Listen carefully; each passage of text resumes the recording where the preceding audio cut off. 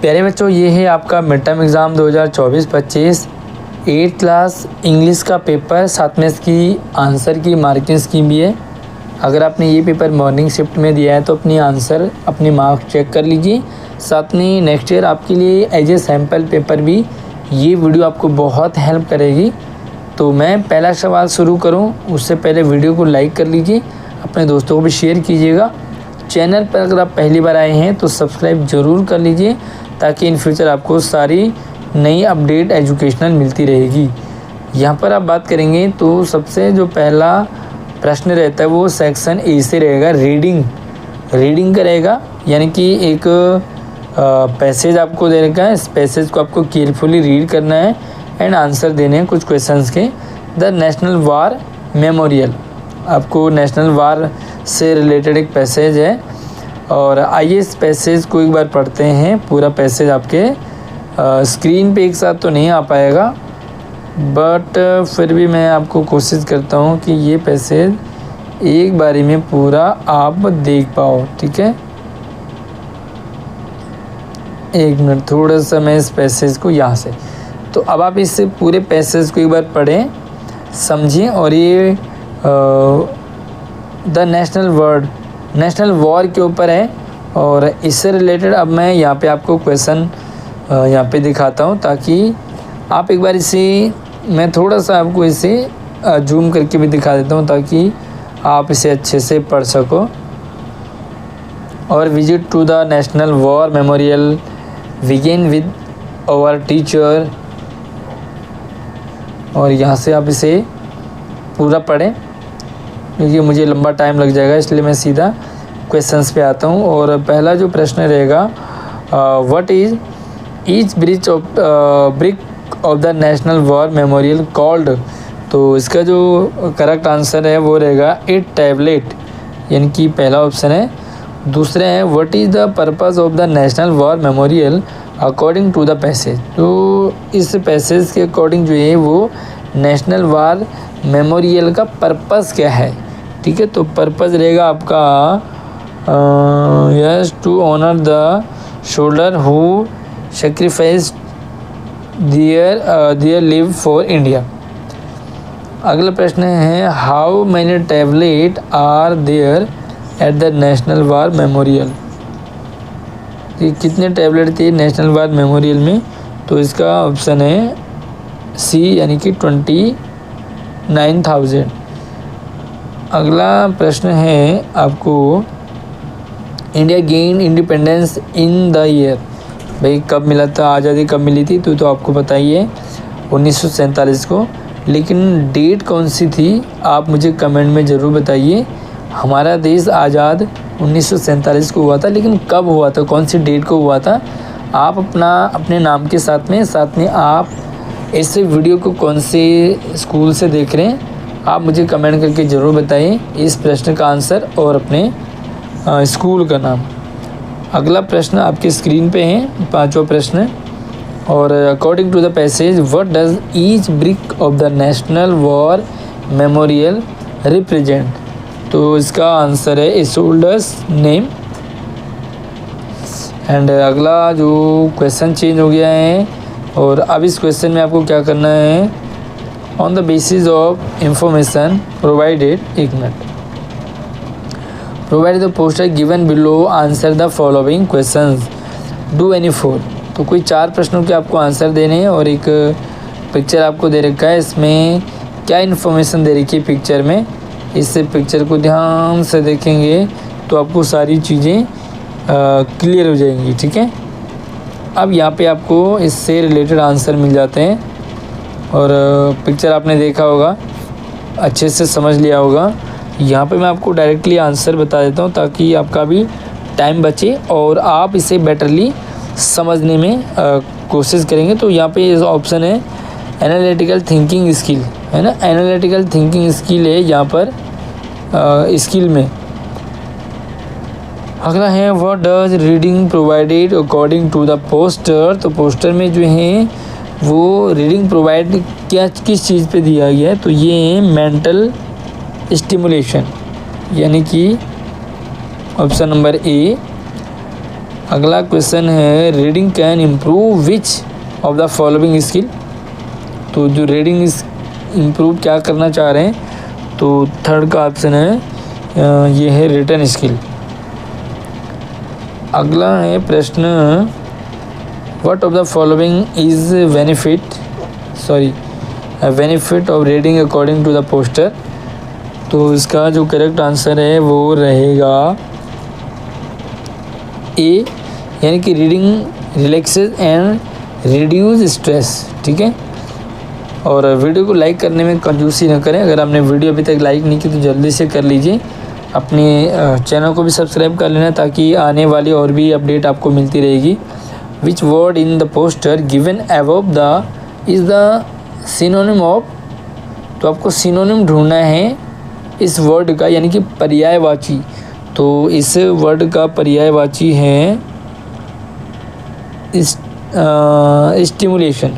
ठीक है, और अगर आपको और भी दूसरे सब्जेक्ट के सैम्पल पेपर और सपोर्टिंग मटेरियल चाहिए स्कॉलरशिप के रिगार्डिंग, तो आप इसी वीडियो के डिस्क्रिप्शन से आप जो है लिंक से अपने लिए बुक ले सकते हैं।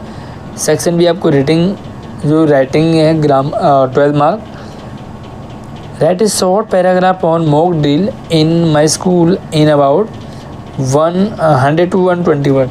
जो मॉक ड्रिल होता है कई बार जैसे साइलेंसर बज जाता है, मतलब आपको सिखाया जाता है कि कैसे कभी हो ना हो आग लग जाती है, कभी कोई बिल्डिंग ढहती है, कुछ दुर्घटना होती है, भूकंप आ जाए, तो मॉक ड्रिल करवाया जाता है सबको एक विसिल के माध्यम से स्कूल में समय समय पर मॉक ड्रिल। तो उसके बारे में आपको लिखना है।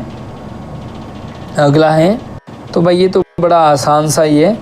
Write an application to the principal of your school seeking his permission to present in a skit on the importance of hard work to presented in the morning assembly in 100 word. तो आपको एक application लिखने principal को seeking his permission, उनको permission लेना present a skit on importance of hard work के importance को लेकर के। तो आप इस एप्लीकेशन को लिख सकते हैं और आपको ये लिखवाया भी होगा। अगला प्रश्न है ओके, तो यहाँ पर क्या करना है, the recent flood in Assam this year have left the state devastated. मतलब यहाँ पे जो है आसाम में अभी रिसेंटली फ्लड हुआ था, बाढ़ आई थी, और बाढ़ के कारण जो है बहुत सारे मतलब वहाँ पे नुकसान हुआ, लोग मर गए, लोगों के घर वर बह गए, खाने पीने की प्रॉब्लम आ गई। तो अब आपको क्या करना है, राइट ए लेटर। अच्छा, आप क्या कर रहे हैं, victim and would like to the provide them help. आप उन्हें हेल्प देना चाहते हैं, हेल्प करना चाहते हैं उनकी। तो write a notice for your school notice board requesting to student to donate in kind of the flood victim in Assam within 150 word. तो आपको क्या करना है, अपने स्कूल नोटिस बोर्ड पे एक नोटिस चिपकाना है कि भाई जो भी वहाँ पे जो आसाम में जो भी फ्लड हुआ है उसके कारण जो विक्टिम हैं उनको कुछ हेल्प हो सके आसाम के लोगों के लिए डोनेट करने के लिए। तो आप जो अपने नोटिस बोर्ड पे चिपका सकते हैं। साथ में या तो आप नीचे वाला कर दीजिए, write a notice for the school notice board information the student of class 8 about a talk to be held in the multipurpose hall the school and information about the various disaster. अच्छा, ये natural जो disaster management यानी कि कभी जो है आपातकालीन स्थिति आ जाती है, जैसे पीछे कोरोना भी आया था, कभी बाढ़ हो जाती है, कभी दिल्ली में भी बाढ़ आ जाती है। तो आपको जो है, तो आप जो है क्या है, you are student secretary of ABC public school, कोई भी स्कूल है तो आपको नोटिस लिखना है इसके रिगार्डिंग। आप लिख सकते हैं और ये नोटिस आपको लिखवाया होगा। अगला जो क्वेश्चन है वो है ग्रामर सेक्शन से, और ग्रामर सेक्शन से आपको क्या करना है, यहाँ पे answer the following question by choosing the most suitable word from the choice given the. Okay, तो आपको यहाँ पर फिर से ये ग्रामर से रिलेटेड चॉइस करनी है, मतलब जो करेक्ट है वो उसको आपको यहाँ पे फिल करना है, ठीक है। एक बार मैं आपको दिखा देता हूँ। ए में है तो ए में पहले में आ जाता है विल कैंसिल, ठीक है। दूसरे में आएगा वेंट, ठीक है, दूसरे में वेंट आएगा। अगर हम तीसरे की बात करेंगे तो सी में आएगा रीड्स, ठीक है, रीड्स आ जाएगा। फिर से एक बार देख लो, पहले वाले में आएगा विल कैंसिल, दूसरे में आएगा वेंट, तीसरे में आएगा रीड्स, चौथे में डी में क्या आएगा, फिनिश्ड आएगा। और अगला जो है पाँचवें में आएगा लेफ्ट, ठीक है। Sandeep left his keys at home yesterday, तो लेफ्ट आएगा। आगे आपको यहाँ पे फिर से कोई 3 क्वेश्चन करने, do any 3, choosing most suitable models. तो मॉडल्स आपको इंग्लिश में पढ़ने होते हैं। और अगर कोई भी टॉपिक आपको समझ ना आ रहा हो या समझना हो, मुझसे समझना हो, तो आप मुझे कमेंट कर सकते हैं। मुझे इंस्टाग्राम, व्हाट्सएप, फेसबुक, ट्विटर पे भी आप संपर्क कर सकते हैं। Radhika dash speak 3 language fluently, तो क्या आएगा यहाँ पे, कैन आएगा, ठीक है। पहले में you dash be careful while driving A car, तो यहाँ पे आएगा मस्ट, ठीक है। पहले में आएगा कैन, दूसरे में आएगा मस्ट, तीसरे में आएगा सी डैश वुड, और चौथे में आएगा शुड, ठीक है। यू शुड ट्राई, तो देखो पहले में कैन, दूसरे में मस्ट, तीसरे में वुड एंड चौथे में शुड। अब आपको यहाँ पर क्या कर रखा है, there is an error in each line in the paragraph given below, identify the error and write the correction. आपको क्या करना है, एक इस लाइन में एक एरर दे रखा है, तो एरर को फाइंड आउट करना है और करेक्ट करना है। जैसे पहले वाले में एग्जांपल दे रखा है कि ऑन नहीं आना चाहिए, यहाँ पर इन आना चाहिए।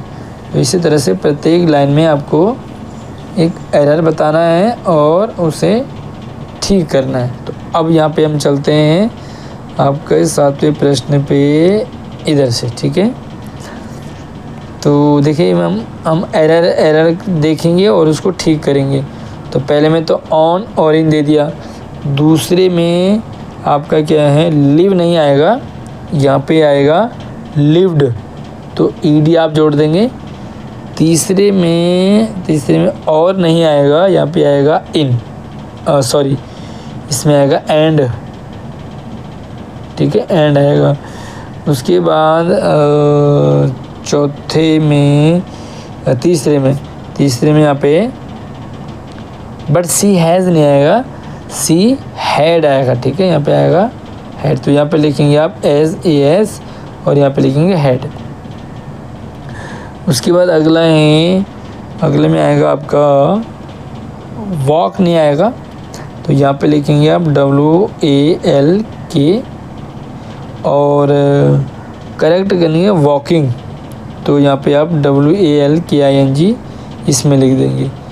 आइए अगले में देखोगे तो यहाँ पे भी आपको एक गलत वर्ड है, तो इसमें गलत वर्ड आपका कवर, ठीक है, तो यहाँ पे लिख देंगे कवर और यहाँ पे लिखेंगे ईडी जोड़ देंगे कवर्ड, ठीक है।